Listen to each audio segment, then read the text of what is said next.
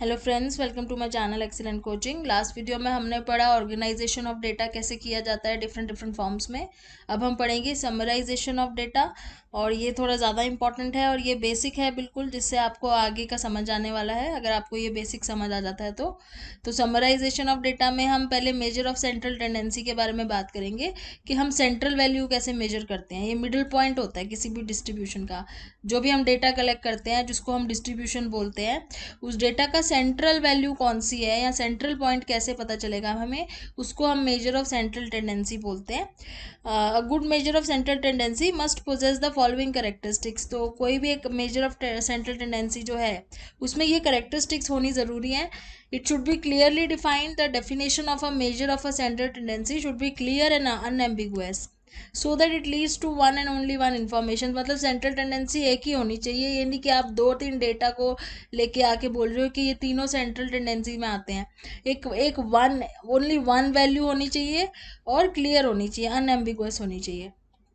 It should be readily comprehensible and easy to compute. मतलब उसको आगे फर्दर यूज़ करके आगे जो भी आपको कंप्यूटेशंस करनी है या जो कैलकुलेशंस करनी है वो ईजिली हो जाए। It should be based on all the observation. मतलब सारी ऑब्जर्वेशंस के ऊपर बेस्ड एक वैल्यू होनी चाहिए जो सबका मिड पॉइंट होता है। अ good measure of central tendency should be based on the all values of the distribution. It should B amenable for further mathematical treatment. उससे हम आगे फर्दर मैथमेटिकल कैलकुलेशन कर पाएँ। And it should B least affected by fluctuation of sampling. Sampling में अगर fluctuation आती है, मतलब आपके सैम्पल में या सैम्पल साइज में चेंजेस आते हैं, फिर भी आपकी सेंटर टेंडेंसी में चेंज नहीं आना चाहिए। मतलब अगर आपकी कोई एवरेज निकली हुई है जो उसका मिड है या मीन है, उसमें चेंजेस नहीं आने चाहिए, वो वही रहना चाहिए। वो होती है एक अच्छी सेंट्रल टेंडेंसी। इसमें तीन तरीके इन्होंने बताए हैं। एक तो मीन होता है, अर्थमेटिक मीन, जिसको हम एवरेज बोलते हैं, जो हम बचपन से निकालते आ रहे हैं, जिसमें हम टोटल नंबर ऑफ आइटम्स करके उसके बाद जो उनका सम होता है, sum of the total number of items, और उसके बाद उसको divided by number of items कर देते हैं, जिसको एवरेज भी बोलते हैं हम। उसको इन्होंने अर्थमेटिक मीन लिखा हुआ है। दूसरा तरीका इन्होंने बताया मीडियन। मीडियन क्या होती है? मिडल मोस्ट वैल्यू होती है किसी भी डिस्ट्रीब्यूशन में। तो आपके पास जितना भी डेटा है आप उसको एक ऑर्डर में लगाते हो, मतलब हाईएस्ट टू लोएस्ट ऑर्डर में लगाते हैं, या लोएस्ट टू हाईएस्ट, मतलब किसी एक सीक्वेंस में आपने उसको लगा दिया, असेंडिंग ऑर्डर डिसेंडिंग ऑर्डर में।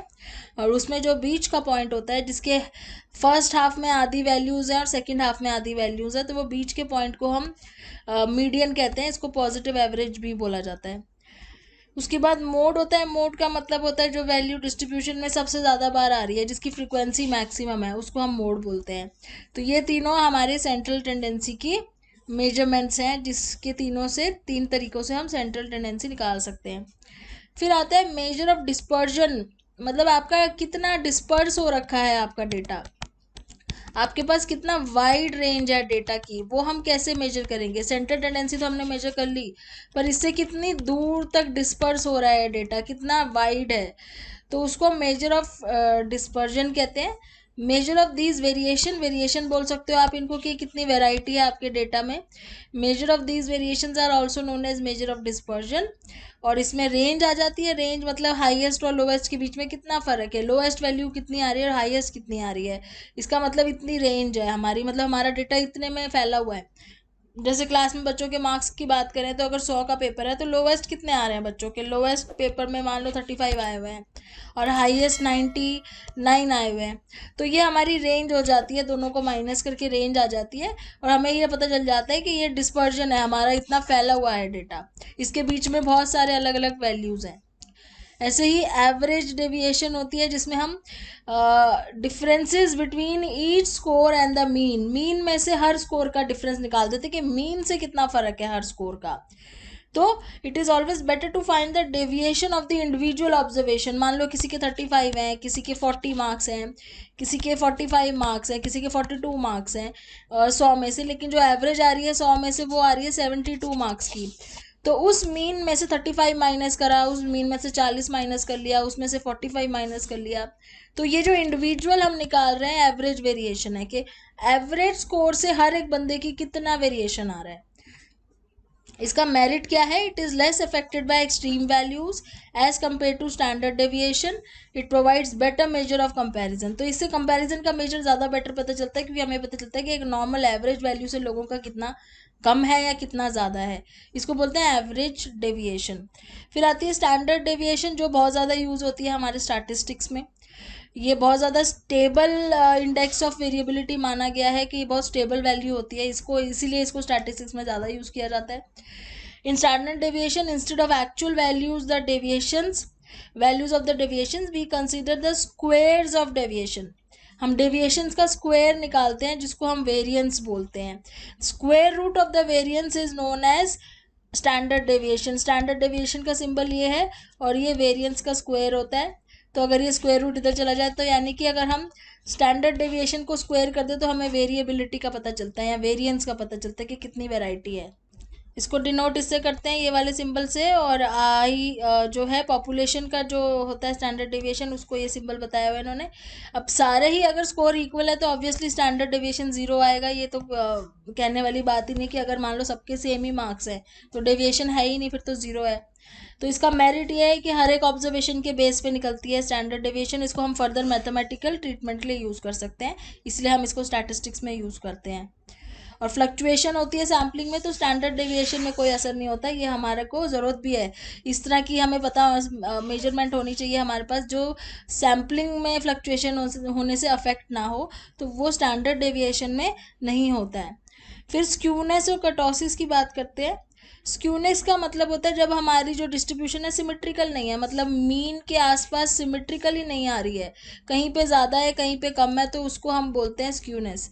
तो ऐसे अगर सिमेट्रिकली आती है तो वो तो हो जाता है normal curve.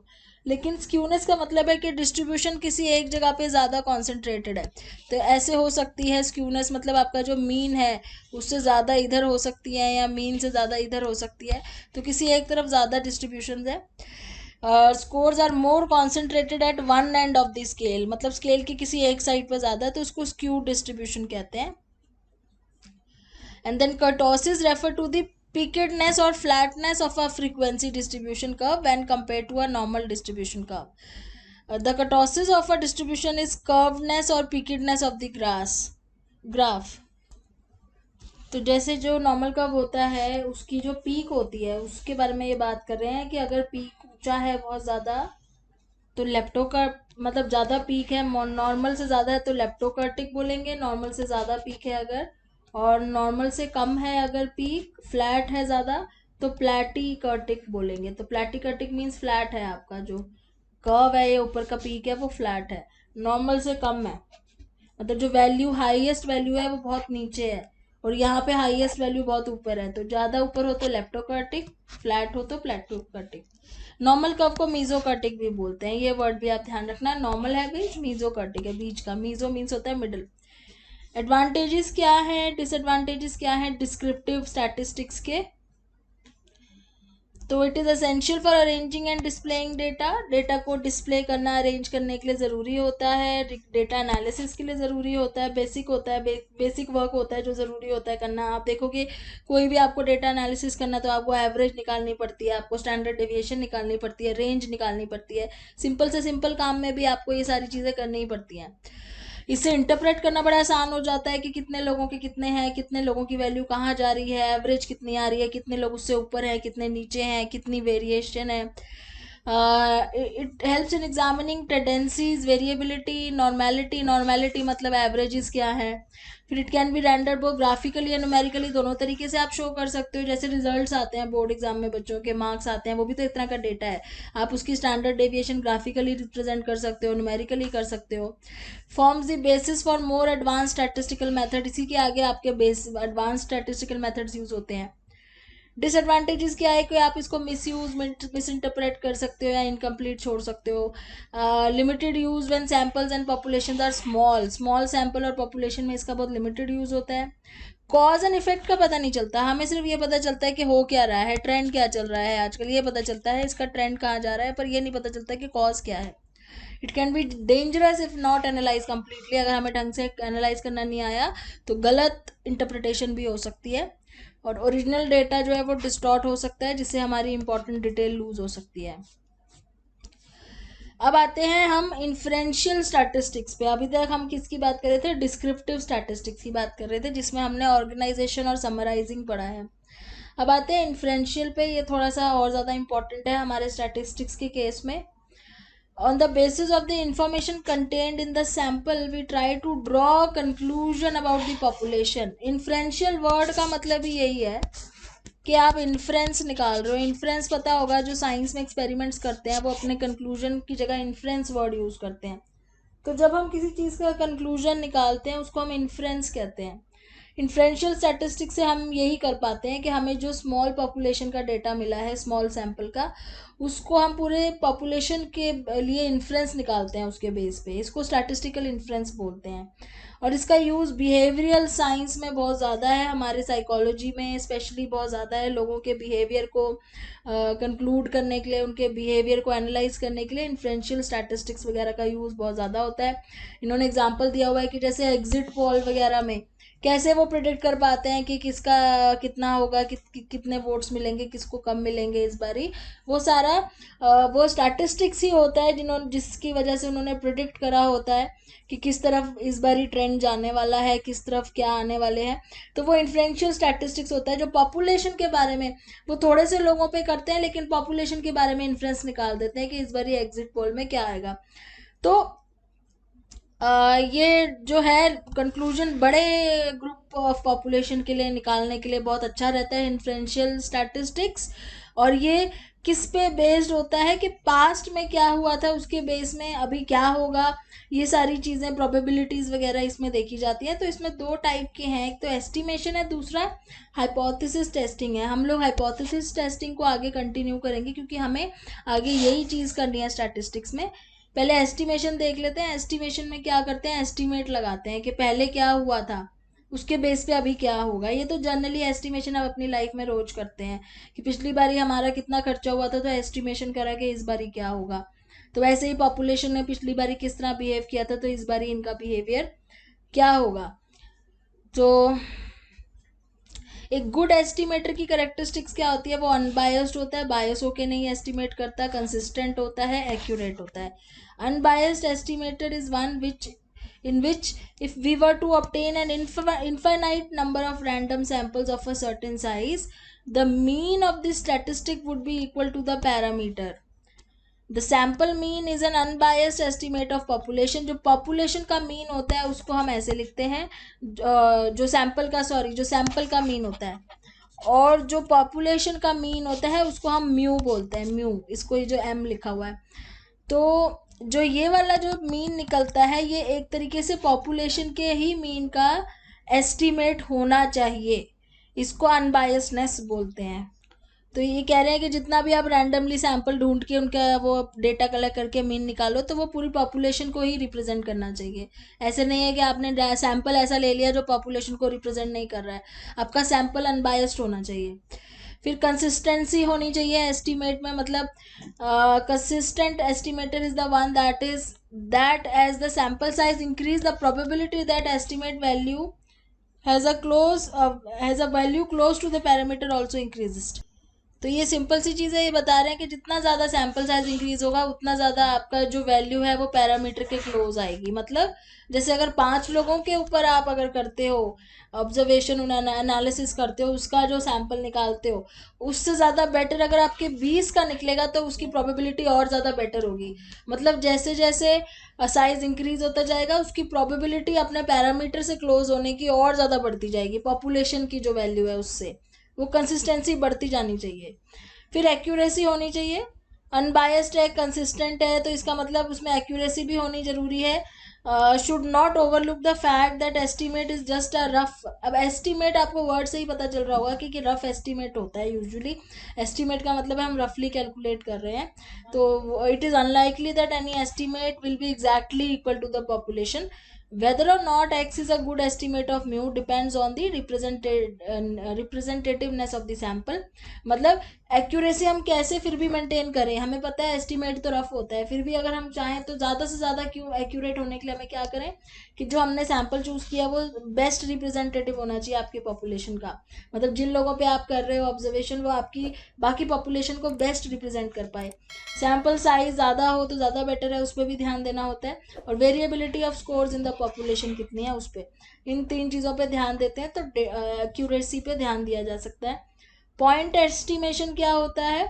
We have indicated that mean obtained from a sample is unbiased, consistent estimator of the mean of the population mu. If an investigator obtains adjustment score from 100 student, example दे रहे हैं आपको कि किसी 100 बच्चों के उससे data collect किया है, उनका एडजस्टमेंट स्कोर कि वो कितनी जल्दी एडजस्ट कर जाते हैं अपने सिचुएशन में, तो उनका score and wanted to estimate the value of mu of the population. अब ये देखना चाहते हैं कि 100 बच्चों के सैंपल से अगर मीन निकालते हैं तो वैल्यू पॉपुलेशन की कितनी निकलेगी। Researcher would use the value mean as an estimate of the population if obtained value were 445.0 then this value would be an estimate of the population। तो जो उसका मीन आ रहा है वही पॉपुलेशन का मीन माना जाएगा, इसको हम बोलते हैं पॉइंट एस्टिमेशन। आपका सैंपल ने जो आपके सैंपल से आपने जो भी वैल्यू निकाली है, आपने बच्चों का एग्जाम लिया, उनका जो भी स्कोर आया 100 बच्चों का, उसका जो मीन है उसको आपने ये मान लिया कि पूरी पॉपुलेशन का मीन है। मतलब अगर 45 मीन है तो पॉपुलेशन का भी मैं करूँगा। पॉपुलेशन का मतलब ये नहीं है कि आप पूरी दुनिया का कर रहे हो, पॉपुलेशन मीन्स आप सारे बच्चों को इंक्लूड कर रहे हो। आप 100 बच्चों पे टेस्ट कर रहे हो लेकिन आप उसमें सारे बच्चों को इंक्लूड कर रहे हो जो वहाँ के हैं, तो उसका भी मीन 45 ही आएगा। इसको पॉइंट एस्टिमेशन बोलते हैं। फिर आता है इंटरवल एस्टिमेशन, जिसमें जैसे इंटरवल होती है, 2 वैल्यूज होती हैं उस टाइप से। तो a point estimation is almost assured of being in error. ये तो ऑब्वियस सी बात है कि इसमें एरर हो सकती है, ज़रूरी नहीं है ना कि 100 बच्चों का जो आया है वही आपके 1000 बच्चों का भी होगा, तो थोड़ा सा एरर वहाँ पे होने के चांसेस ज़्यादा है। To gain confidence about the accuracy, अब हमें ज़्यादा एक्यूरेट लेना है तो हम इंटरवल एस्टिमेशन ले सकते हैं।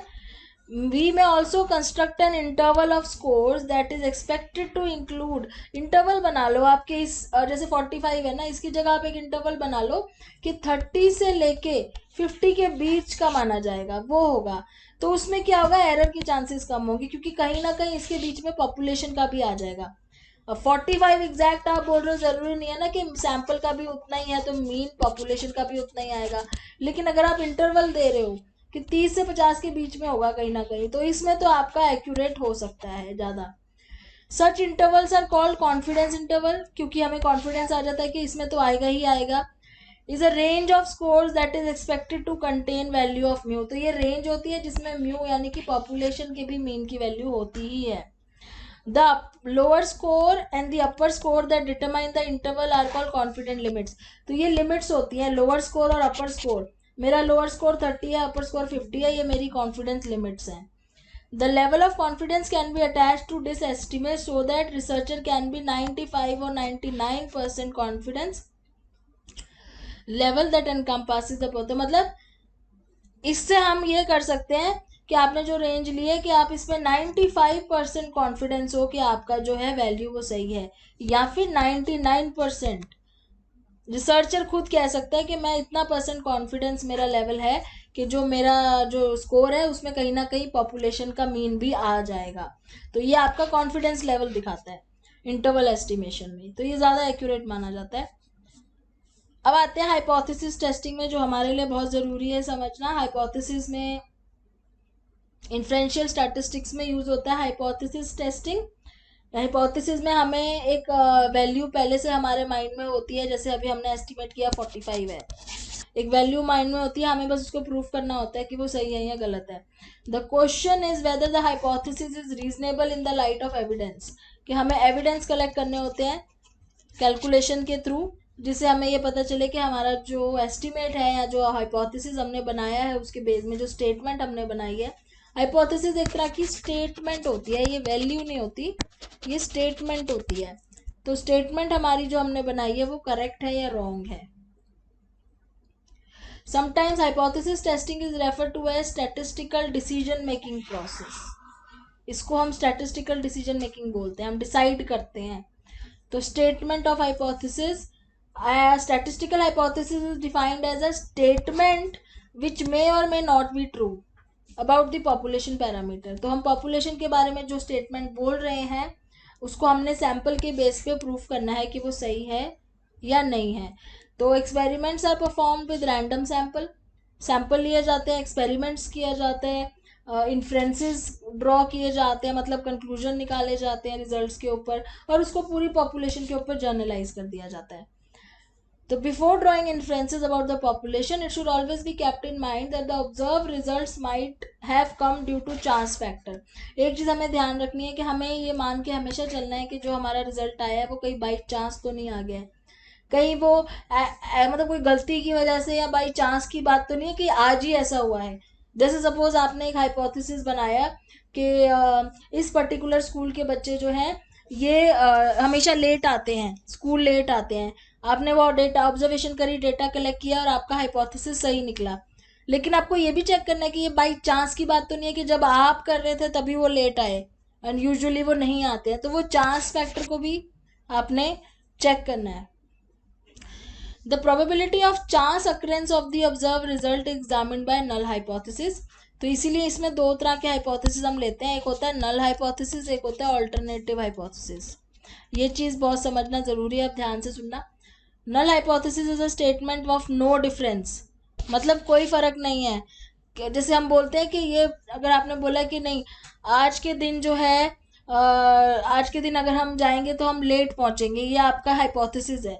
तो नल हाइपोथेसिस बोलेगा कि नहीं कोई फर्क नहीं है, चाहे आज के दिन आप जाओ चाहे किसी और दिन जाओ, हम हमेशा ही सही टाइम पे पहुंचेंगे, देयर इज नो डिफरेंस। और जो ऑल्टरनेट हाइपोथेसिस होता है वो इससे उल्टा बोलता है, वो बोलता है कि नहीं ये सही कह रहे हैं, अगर आज जाएंगे तो हम लेट पहुंचेंगे, डिफरेंस आ जाएगा टाइम में। तो नल हाइपोथेसिस बोलता है कोई फर्क नहीं है आपके डेटा में।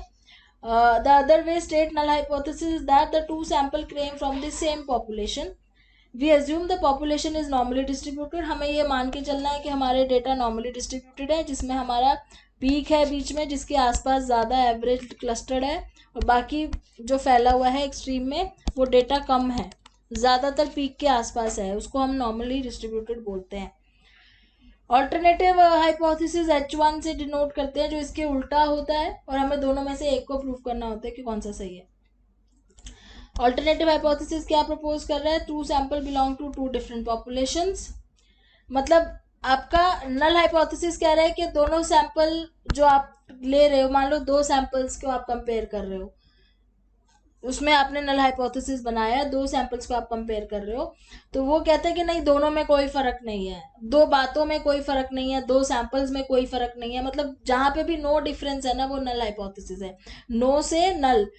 और H1 बोलता है कि दोनों में फर्क है, दोनों बातों में फर्क है, दोनों सैंपल्स में फर्क है, दोनों रिजल्ट में फर्क है। तो टू डिफरेंट पॉपुलेशन हो गया या टू डिफरेंट वैल्यूज हो गया, टू डिफरेंट, जब डिफरेंस की बात कर रहे हैं तो वो कौन है, वो है ऑल्टरनेट हाइपोथेसिस।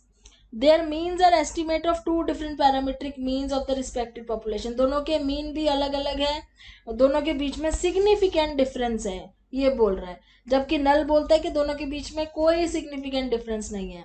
तो जहां डिफरेंस ना होने की बात हो रही है वो नल बोल रहा है, और डिफरेंस होने की बात हो रही है तो वो ऑल्टरनेट बोल रहा है। The alternate hypothesis is not directly tested statistically, rather its acceptance of or rejection is determined by rejection and retention of। अब H1 को एक्सेप्ट करना है या नल को एक्सेप्ट करना है, ये किस पर डिपेंड करता है कि आपका नल हाइपोथेसिस सही आ रहा है कि गलत आ रहा है। अगर नल हाइपोथेसिस गलत है तो ऑटोमेटिकली आप H1 को एक्सेप्ट करोगे, अगर नल हाइपोथेसिस सही है तो ऑटोमेटिकली H1 रिजेक्ट हो जाएगा। तो ये जो है ना ये किस पर डिपेंड है कि आप नल को आप कितना एक्सेप्ट कर रहे हो और कितना रिजेक्ट कर रहे हो, उस पर डिपेंड होगा कि ये एक्सेप्ट होगा, दोनों में से एक ही होगा। देखो दोनों उल्टी बातें कर रहे हैं, तो या तो H1 एक्सेप्ट होगा या नल होगा। तो वो किस पे डिपेंड करेगा कि हम नल को प्रूफ कर दें कि वो सही है या गलत है। The probability P of the null hypothesis being correct is assessed by stat. अब कितना करेक्ट है, कितनी प्रोबेबिलिटी है कि नल हाइपोथेसिस सही है, उसको हम स्टैटिस्टिकल टेस्ट से प्रूफ करते हैं। If probability is low H वो नल इज रिजेक्टेड, अल्टरनेटिव जब प्रोबेबिलिटी कम है तो नल रिजेक्ट हो जाएगा, ऑल्टरनेटिव एक्सेप्ट हो जाएगा, सिंपल सी बात है। अगर इसके सही होने की प्रोबेबिलिटी कम है तो कौन एक्सेप्ट होगा? ऑब्वियसली H1 एक्सेप्ट होगा ना। अब आगे चलते हैं। अब ये आपको जब मैं आगे एग्जांपल दूंगी तब समझ में आएगा कि कैसे ये दोनों हाइपोथेसिस काम करते हैं। तो लेवल ऑफ सिग्निफिकेंस की बात कर रहे हैं, ये भी बहुत इंपॉर्टेंट कॉन्सेप्ट है क्योंकि आपको बार बार ये अपने उसमें यूज करना पड़ेगा आप आगे जो कैलकुलेशन करोगे। Level of significance which is probability less than 0.05 is the probability of chance occurrence of observed result, कि कितनी probability है कि आपका रिजल्ट बाई चांस आया है, वो probability को लेवल ऑफ सिग्निफिकेंस बोलते हैं। probability of chance occurrence of the observed result, and below which the probability of the null hypothesis being correct is considered too low and the results is considered significant। मतलब इससे भी कम probability होगी तो फिर null hypothesis की probability सही होने की बहुत ही कम हो जाएगी, इससे कम नहीं होनी चाहिए, ठीक है। The results of the experiments are considered significant. अब इसमें प्रोबेबिलिटी की बात आ जाती है। लेवल ऑफ सिग्निफिकेंस का मतलब है एक लेवल माना जाता है जिसको हम पी से डिनोट करते हैं, प्रोबेबिलिटी वैल्यू से डिनोट करते हैं। वो वैल्यू जैसे अगर मान लो 0.05 ली है, ये वैल्यू अलग अलग होती हैं, 3 तरह की होती है अलग अलग। सपोज हम ये लेते हैं कि यहाँ पे हमने 0.05 वैल्यू ली है प्रोबेबिलिटी की, और हमारे जो रिजल्ट्स आ रहे हैं वो अगर इस प्रोबेबिलिटी वैल्यू से, जो हमारे स्टैटिस्टिकल रिजल्ट्स आ रहे हैं पी वैल्यू के, वो अगर इस वैल्यू से कम है तो क्या होगा, हमारा जो नल हाइपोथेसिस है वो रिजेक्ट हो जाएगा। और अगर वो इस वैल्यू से ज़्यादा है तो हम अपने नल हाइपोथेसिस को रिजेक्ट नहीं कर सकते हैं। तो यहाँ ये कह रहे हैं, अब जैसे हम नल हाइपोथेसिस को एक्सेप्ट या रिजेक्ट करने की बात कर रहे थे तो उसके लिए ये वैल्यू इंपॉर्टेंट होती है लेवल ऑफ सिग्निफिकेंस वाली। इसको हम अल्फा से डिनोट करते हैं और इसका मतलब ये प्रोबेबिलिटी होती है, ये वैल्यू के कोई भी इवेंट है वो बाई चांस अकर हुआ है या एक्चुअली में कोई चेंजेस हैं, कोई एक्सपेरिमेंट की वजह से कुछ चेंज हुआ है, मतलब हमने जो करके देखा एक्सपेरिमेंट वो सिग्निफिकेंट है, ज़रूरी है, या बस बाई चांस ही वो वैल्यू आई है, उस चीज़ को डिसाइड करने के लिए लेवल ऑफ सिग्निफिकेंस ज़रूरी होता है। तो इसमें कह रहे हैं कि पी प्रोबेबिलिटी करके जो वैल्यू आएगी जब आप ये करोगे तो ये लेवल ऑफ सिग्निफिकेंस में पी वैल्यू आएगी एक, तो उसमें उसका क्या मतलब है कि बाई चांस कोई इवेंट हुआ है या नहीं हुआ है उसकी प्रोबेबिलिटी है, और उसी वजह से वो नल हाइपोथेसिस जो कि सही है वो कहीं रिजेक्ट ना कर दें, हम अपने सही नल हाइपोथेसिस को हम रिजेक्ट ना कर दें, कहीं हमसे कोई एरर ना हो जाए, उसको डिसाइड करने के लिए हमें लेवल ऑफ सिग्निफिकेंस की ज़रूरत पड़ती है। और यूजुअली ये वो वाला एरिया होता है जो रिजेक्टेड वाला होता है लेवल। जब आप ये करेंगे तब आपको ज़्यादा समझ में आएगा प्रैक्टिकली। और other hand, on the other hand ये कह रहे हैं कि जो पी है ना, अगर ये एक्सीड हो जाता है उस लेवल से तो नल हाइपोथेसिस को हम रिजेक्ट नहीं कर सकते हैं। तो इसमें पी की वैल्यू बहुत इंपॉर्टेंट होती है। The probability of being correct is considered quite high in such case, observed results are not. तो अगर हम नल हाइपोथेसिस एक्सेप्ट कर रहे हैं मतलब कि हमारे जो एक्सपेरिमेंट के थ्रू रिजल्ट्स आए हैं वो सिग्निफिकेंट नहीं है, तो कोई डिफरेंस नहीं है किसी चीज़ में। नल हाइपोथेसिस का मतलब है जो जैसे था वो वैसे ही रहेगा, कोई डिफरेंस नहीं है, तो हम उसको रिजेक्ट नहीं कर सकते उस चीज़ को। इसको आप ऐसे समझोगे जब आप करोगे कि नॉर्मल डिस्ट्रीब्यूशन में क्या होता है कि ये लेवल ऑफ सिग्निफिकेंस होता है इस तरफ और इस तरफ, तो इसके अंडर अगर कोई वैल्यू आती है तो उसको हम रिजेक्ट कर देते हैं यहाँ पे और इस तरफ, दोनों साइड, टू टेल टेस्ट बोलते हैं इसको, दोनों साइड जो है। और अगर वैल्यू इधर आती है तो उसको हमें एक्सेप्ट करना पड़ता है नल हाइपोथेसिस को। तो इस तरीके से ये लेवल ऑफ सिग्निफिकेंस होता है जो ये डिसाइड करता है कि नल हाइपोथेसिस एक्सेप्ट होगा या रिजेक्ट होगा, क्योंकि इसी के बेस पे ऑल्टरनेटिव हाइपोथेसिस का होता है। Selection level of significance depends on the choice of researcher. अब ये लेवल ऑफ सिग्निफिकेंस 5% लेना है कि 1% लेना है, ये डिपेंड करता है रिसर्चर के ऊपर। और नल हाइपोथेसिस अगर रिजेक्ट हो जाता है 0.5 लेवल पे तो इसका मतलब ये होता है कि जो हमारे रिजल्ट्स आए हैं वो सिग्निफिकेंट हैं, क्योंकि नल हाइपोथेसिस रिजेक्ट हो गया है, मतलब कोई ना कोई चेंज हुआ है, कोई ना कोई डिफरेंस आया है, वो हमारे रिजल्ट्स हैं वो सिग्निफिकेंट है। As long as the probability of getting it by chance of random sampling works out to be 0.5 और लेस देन 0.5, क्योंकि हमारी बाय चांस आने की प्रोबेबिलिटी बहुत कम है, इसका मतलब हमारे रिजल्ट सिग्निफिकेंट है। लेकिन अगर बाई चांस आने की प्रोबेबिलिटी बहुत ज़्यादा हो जाएगी, दैट मीन रिजल्ट सिग्निफिकेंट नहीं है, वो बाई चांस ही आ रहा है। तो ये प्रोबेबिलिटी क्या बता रहा है कि आपके बाई चांस आने की प्रोबेबिलिटी कम है, मतलब आपका रिजल्ट बाई चांस नहीं आया है, वो सिग्निफिकेंट है। Results are consider significant if out of 100 सच 5 trials only 5 or less number of times observed result may arise from the accidental choice।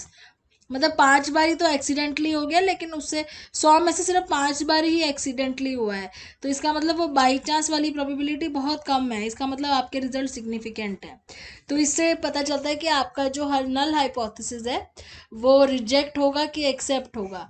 तो सिग्निफिकेंट रिजल्ट का मतलब यही हुआ ना कि नल हाइपोथेसिस रिजेक्ट करना है, मतलब कोई ना कोई चेंज हुआ है। वन टेल टू टेस्ट यही होता है कि जैसे मैंने बोला कि दोनों साइड अगर हम देखते हैं, जिसमें हमें ये देखना होता है कि हमें कितने लेवल पे चूज करना है, कितनी प्रोबेबिलिटी पे, तो वो टू टेल टेस्ट होता है।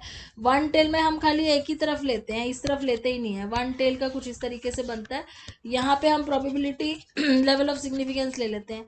और फर्क क्या होता है, जैसे अगर 5% है तो इसमें 2.5% इधर आ जाता है, 2.5% इधर आ जाता है। लेकिन अगर वन टेल्ड है तो पूरा 5% इधर ही आता है, फिर हम इसी साइड देखते हैं पूरा। तो इट डिपेंड करता है कि आपकी स्टेटमेंट क्या कह रही है। अब ये कैसे चूज किया जाता है, वन टेल टेस्ट लेना कि टू टेल। अगर आपको ये देखना है कि ऑल्टरनेटिव आपके हाइपोथेसिस में कहीं ना कहीं ये लिखा हुआ है कि इससे कम वैल्यू होनी चाहिए या इससे ज़्यादा, अगर हमें ये देखना है कि हमारा जो रिजल्ट है वो इससे किसी पर्टिकुलर वैल्यू से कम है या ज़्यादा है, तो उस केस में हम वन टेल टेस्ट का यूज़ करते हैं। कम है तो लेफ्ट साइड में देखेंगे, ज़्यादा वैल्यू का चेक करना है तो राइट साइड में ले लेंगे, हम लेफ्ट में नहीं लेंगे। तो depends on the statement in alternative hypothesis, either one tail or two tail test is chosen। One tail is a directional test, it is formulated to find out the significance of magnitude and direction। Direction भी देखते हैं कि less than है कि more than है, उसके लिए हम वन टेल लेते हैं, ठीक है। टू टेल किस लिए होता है, जब हम खाली सिग्निफिकेंस के लिए करते हैं कि कितना इंपॉर्टेंट है, जैसे हमने यहाँ देखा कि कितना सिग्निफिकेंट है हमारा टेस्ट, उसके लिए हम टू टेल लेते हैं। लेकिन हमें डायरेक्शन भी देखनी है, अगर कि किसी पर्टिकुलर वैल्यू से कम आ रही है या किसी पर्टिकुलर वैल्यू से ज़्यादा आ रही है, तो हम टू टेल लेते हैं। फिर आता है एरर क्या होती है इसमें हाइपोथेसिस टेस्टिंग में, तो मैं इसी एरर की यहाँ पे बात कर रही थी कि जब हम गलती से नल हाइपोथेसिस को रिजेक्ट कर देते हैं, तो if the null hypothesis is true, और अगर आपने उसको रिजेक्ट कर दिया तो वो टाइप 1 एरर होती है। इसको जिसको अल्फा से डिनोट हम करते हैं, यहाँ पे जो हम अल्फा की बात कर रहे थे, इससे पता चलता है अल्फा से, ये लेवल ऑफ सिग्निफिकेंस आपने जो लिया है अल्फा, इससे डिनोट किया जाता है, जिससे हमें ये पता चलता है कि हमने नल हाइपोथेसिस ट्रू था लेकिन हमने उसे रिजेक्ट कर दिया। The probability of making a type 1 error is denoted as alpha. The null hypothesis is rejected if the probability P of its being correct does not exceed the P। तो अगर उसकी probability सही होने की कम है बहुत, तो फिर उसको रिजेक्ट करना पड़ता है। The higher the chosen level of P for considering null hypothesis the greater the probability of type 1 error. तो जितना ज़्यादा लेवल पी का हाई रखोगे उतना प्रोबेबिलिटी होगी कि आप टाइप 1 एरर करोगे। पी की वैल्यू अगर आप ज़्यादा रखोगे हमेशा, तो उसकी प्रोबेबिलिटी जो होगी नल हाइपोथेसिस की रिजेक्ट होने की वो और ज़्यादा होती जाएगी, ठीक है। तो नल हाइपोथेसिस रिजेक्ट होगा अगर प्रोबेबिलिटी उसके करेक्ट होने की एक्सीड नहीं होती पी से। तो प्रोबेबिलिटी अगर पी की वैल्यू आपने इतनी ज़्यादा रख दी कि उससे एक्सीड ही नहीं हो पा रही है, तो वो रिजेक्ट करेगा नल हाइपोथेसिस को। तो मतलब पी की वैल्यू उतनी होनी चाहिए जिससे आपका नल हाइपोथेसिस है वो रिजेक्ट ना हो, अगर वो सही है तो null hypothesis is rejected if the probability P of its being correct does not exceed the P value। P value से ज़्यादा होगी तभी वो accept होगा। Higher the chosen level of P value for considering null hypothesis, the greater is the error। जितना ज़्यादा value आप लोगे उतना ज़्यादा उसको क्रॉस करना पड़ेगा, उसको वैल्यू को एक्सेप्ट होने के लिए, तो उतने ज़्यादा चांसेस रहेंगे कि टाइप 1 एरर होगी। टाइप 2 एरर का मतलब है कि नल हाइपोथेसिस फॉल्स है लेकिन आपने उसको एक्सेप्ट कर लिया है फॉल्स होने के बाद भी। तो इसको बीटा से हम डिनोट करते हैं, beta the lower the chosen level of significance for the rejecting null. अब आपने लेवल ऑफ सिग्निफिकेंस इतना कम ले लिया है कि वो आपका नल हाइपोथेसिस की वैल्यू ऑलरेडी उससे ज़्यादा हो गई है और वो एक्सेप्ट करना पड़ रहा है, तो टाइप 2 एरर हो गई है। Chosen level of significance for rejecting, तो लेवल ऑफ सिग्निफिकेंस रिजेक्ट करने का जो होता है, ये जो लेवल होता है दोनों साइड, वो आपने इतना कम ले लिया कि आपकी पी वैल्यू ऑलरेडी उससे ज़्यादा ही आ रही है, तो आपको इस एरिया में आ रही है वाइट एरिया में, तो आपको एक्सेप्ट करना ही पड़ेगा चाहे वो गलत हो, तो वो टाइप 2 एरर हो जाती है. With the lowering of P, the rejection region as well as probability of type 1 error declines and the acceptance region widens. तो ये acceptance region wide हो गया ना, आपने P इतना कम लिया है, लेवल ऑफ सिग्निफिकेंस इतना कम छोड़ा है कि ये एक्सेप्टेंस वाला रीजन ज़्यादा हो गया वाइट वाला, तो वो आपको एक्सेप्ट करना पड़ेगा. तो इसलिए सिग्निफिकेंस लेवल भी सही लेना बहुत ज़रूरी होता है. The goodness of statistical test is measured by probability of making a type 1 और टाइप 2 एरर. तो यही चीज़ होती है जो डिसाइड करती है कि आपके स्टैटिस्टिकल मेथड कितना सही यूज़ किया है, आपने लेवल ऑफ सिग्निफिकेंस कितना सही चूज़ किया है. For a fixed sample size n, alpha and beta are so related that reduction in one causes increase in the other. Therefore, simultaneous reductions are not possible. If n is increased, it is possible to decrease both a alpha and beta. तो आपके sample size में आपने कितना alpha और कितना beta लिया है. Alpha मतलब आपका ये लेवल ऑफ सिग्निफिकेंस कितना है, तो ये अल्फा होता है और ये वाला रीजन होता है 1 माइनस अल्फा. जो आप ये लेते हो उसमें से अगर आप 1 माइनस अल्फा करोगे तो ये एक्सेप्टेंस वाला रीजन आ जाएगा. तो वो ये कह रहे हैं कि डिपेंड करता है इस वैल्यू पे कि आपका स्टैटिस्टिकल टेस्ट जो है वो कितनी सही करेक्ट वैल्यू एक्यूरेट दे रहा है और एरर कितनी हो रही है.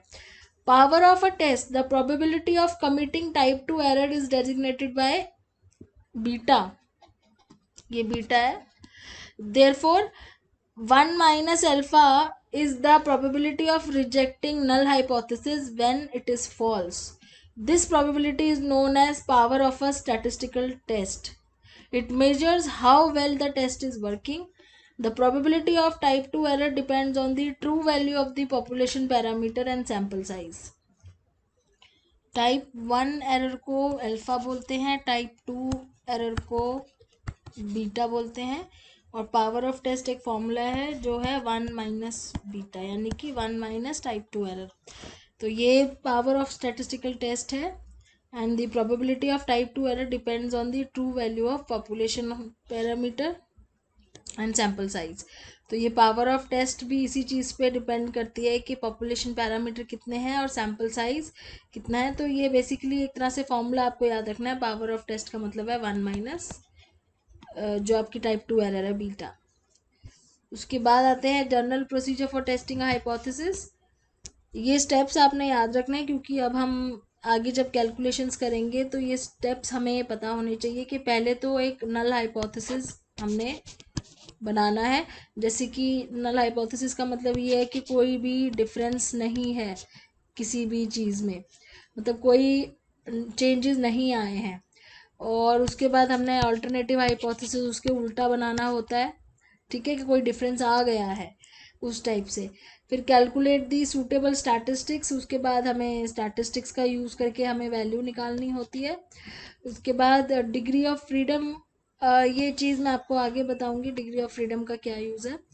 Find the probability P value, जो हमने ऊपर भी बात करी कि प्रोबेबिलिटी ऑफ एक्सेप्टिंग या रिजेक्टिंग आपका जो ये है इसकी बात हम करेंगे. ये तो ऑटोमेटिकली एक्सेप्ट रिजेक्ट हो ही जाएगा जब ये होगा.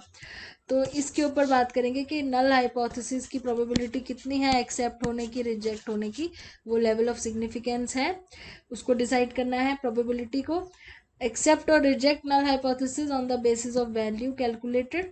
तो प्रोबेबिलिटी वैल्यू से आपकी वैल्यू सिग्निफिकेंस लेवल में आ रही है अगर, तो उस जगह पे आपकी कम आ रही है उससे, तो आपका ये रिजेक्ट हो जाएगा. ज़्यादा आ रही है तो एक्सेप्ट हो जाएगा. ये डिसाइड करना होता है. And there are some situations in which inferential statistics is carried out to test hypothesis and draw conclusion about the population. तो यहाँ पे जैसे हम z टेस्ट या अगर स्मॉल सैम्पल है तो t टेस्ट को भी हम यूज़ कर सकते हैं. तो जब हम आगे करेंगे तब आपको ये थ्योरी ज़्यादा क्लियर होगी जब हम इसको प्रैक्टिकली करेंगे. Thanks for watching.